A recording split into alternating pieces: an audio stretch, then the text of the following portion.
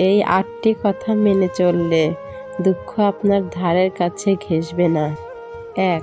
শুনে যান সবার মনের ইচ্ছা মতো, কিন্তু করবেন নিজের মনের মতো। ২. কথা বলুন নিজের জিভকে সামলে রেখে, আর একটু সম্মানের সাথে। ৩. ভুলে যান নিজেকে বড় দেখানো আর অন্যকে ছোট দেখানো। ৪. দুঃখে না ডাকলেও ছুটে যান, আর সুখে ডাকলে পিছনে যান। ৫. নিজের বয়স আর উপার্জন লুকিয়ে রাখবেন।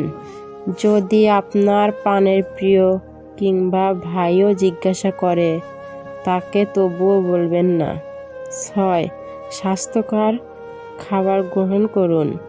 আপনার লাখ টাকা উপার্জন বৃথা হয়ে যাবে যদি না আপনার স্বাস্থ্যটা ভালো থাকে। ৭. প্রসাদ গ্রহণ করুন দাঁড়িয়ে, ওষুধ